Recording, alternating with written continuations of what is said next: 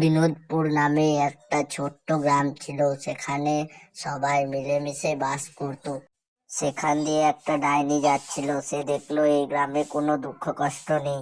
তখন সেই ডাইনিটি বলল, এই গ্রামটি এত সুখী, আমি যখন এসেছি আর সেই সুখ রইবে না। এই বলে সে থাকার জায়গা দেখতে গেল। ওই তো একটা শ্যাওড়া গাছ, এখন থেকে আমি ওইখানেই থাকবো।